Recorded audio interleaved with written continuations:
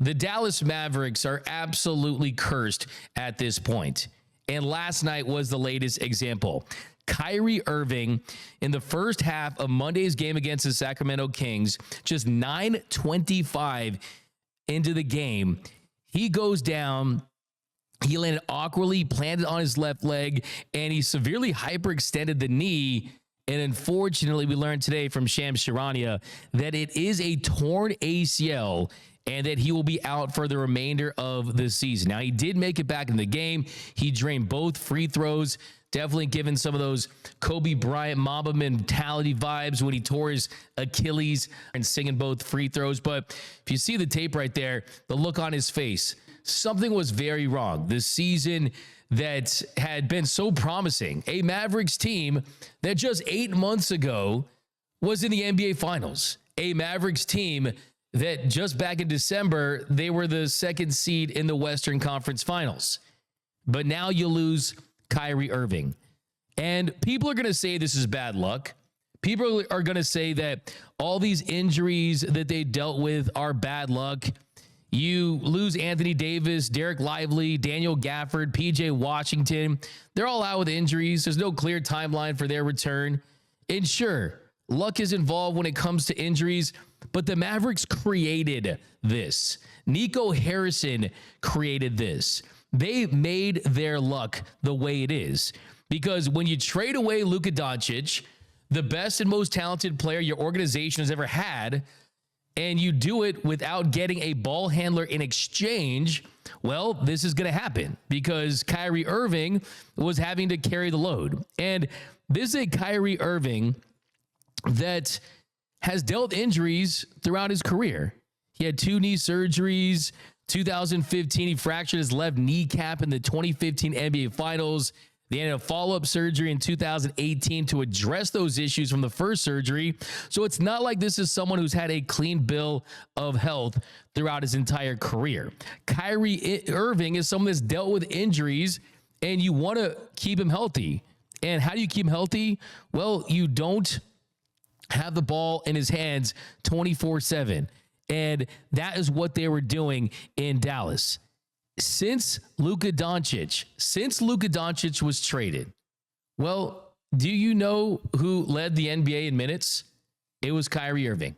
He led the NBA in minutes for the last 6 weeks. He had the ball in his hands almost 100% of the time, it felt like, and this felt like it was inevitable. And you look at where this Mavericks team's at, a team that thought that, oh, maybe with the trade of Anthony Davis, you pair him with Kyrie Irving and you add him to this group that maybe that pushes them over the top. And Nico Harrison looks like a genius in all this. After this, Nico Harrison's not going to be able to show his face in Dallas for the rest of eternity. Have you ever seen a NBA GM ruin a franchise like Nico Harrison has done with the Dallas Mavericks? They have almost no offensive creation now with Kyrie Irving out. They're headed for a bad end of their season. Their season is absolutely over. And you look at what he's done. I mean, we've seen GMs make bad moves, but this is on another level. This is a Nico Harrison who drove this Mavericks team into a ditch. He got out of the car and then just doused the whole thing with gasoline and set it on fire. That is how bad it's been. 8 months ago, they were in the NBA Finals. A couple months ago, they were in the second seed.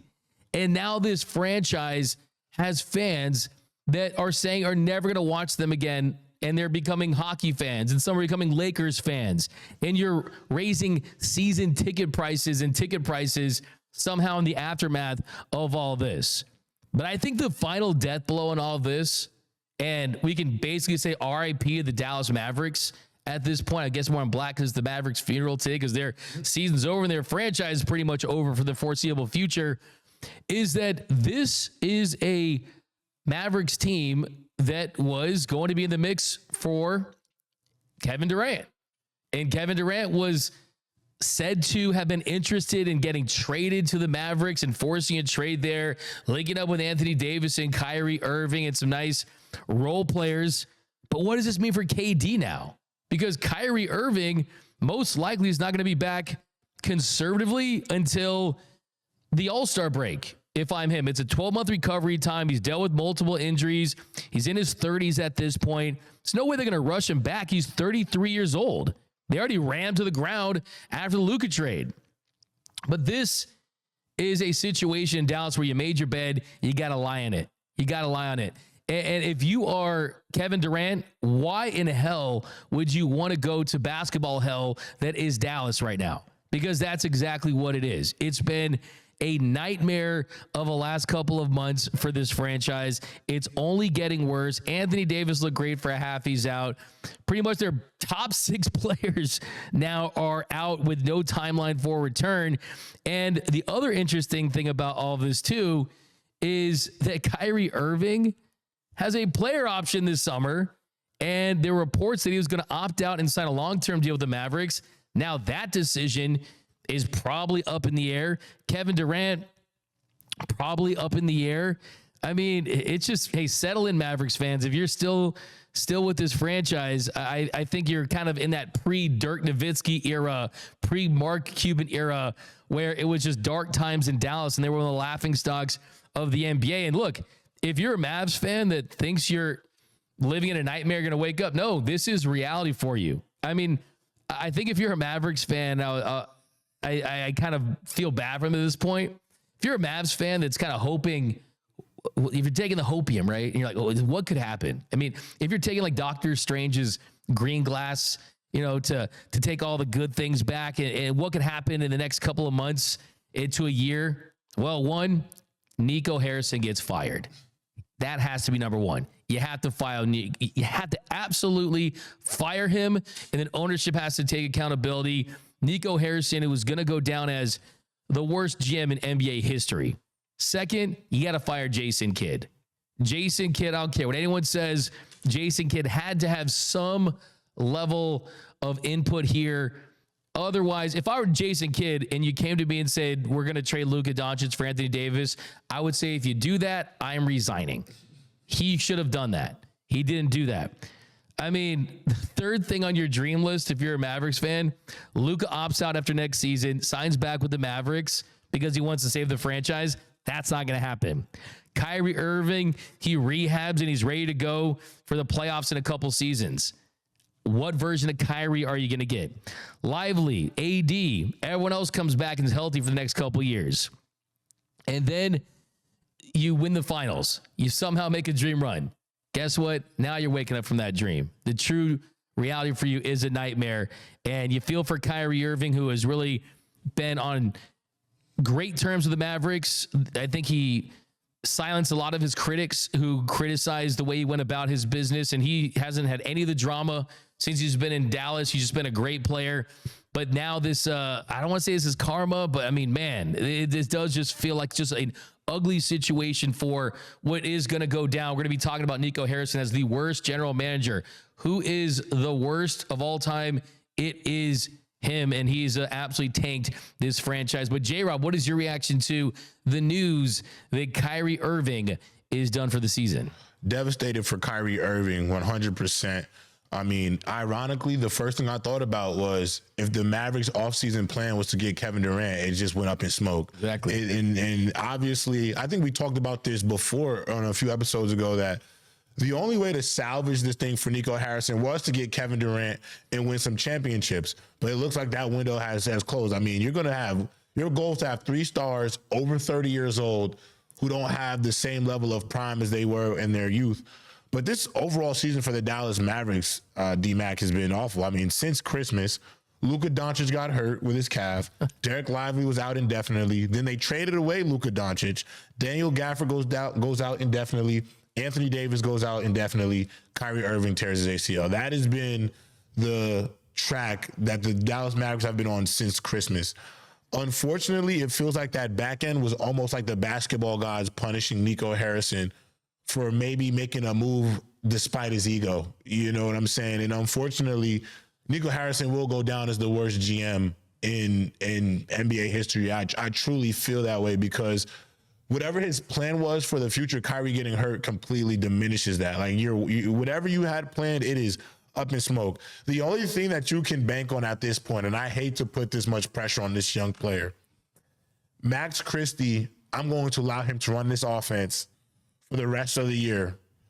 And I'm going to hope that he matures over these next few weeks of NBA basketball, that when he comes back, we're going to try to pull in for a superstar to pair with AD. And hopefully Max Christie could be that next elevation, because he's shown some pretty good flashes. But that's a tall order to ask of him to be that level of player. They do own their pick, so it makes sense, right? I mean, that makes sense at this point. But, I mean, you have Mavericks fans that, I mean, just here, search Nico Harrison on X. This is from Dark Knight. It says, enjoy my last few games in my seats. After 8 years of my season tickets, I will not be renewing after Nico and Mavs ownership ripped my soul out of my ass and stabbed us in the back. Fire Nico Harrison. Here's another one. This is an injury report. This is an injury report that someone made for the Mavericks. It says Anthony Davis out, abductor strain. Daniel Gafford out, knee sprain. Derek Lively out, ankle fracture. Caleb Martin out, hip strain. PJ Washington Jr. ankle sprain. Kyrie Irving ACL. Jaden Hardy ankle sprain. Nico Harrison brain damage. Okay, this is getting ugly. I think if I'm the Mavericks, I think the only thing, their ownership is partly to blame for this. For and sure. We talked about that on the show, the Adelmans and everyone, Dumont being behind and everything related to that. But if I'm them, I think you fire Nico Harrison and you have to somehow get Mark Cuban involved. Like, I don't know if it's, make Mark Cuban the governor of the Mavericks, find some role for him, but that is, I think, the first step in honestly healing for a Mavericks organization. Just been an absolute disaster for this organization, their fans, and you just look at the year they've had, and it's just been just the worst thing that you could imagine for them. And then it dates back. I mean, Luka, I mean, Brunson, I mean, you could keep going on. I mean, Derek Jones Jr. and Porzingis. I mean, there's just so many bad moves by this dude. And it's pretty terrible to look at what's happened in Dallas. And like I said, the one thing I feel for, though, it has to be Kyrie. I could care less. I couldn't care less about the Mavericks ownership, right? I think they deserve to suffer because they made their bed. They got to lie in it. And Nico Harrison's been awful. Jason Kidd, I think, deserves some blame too.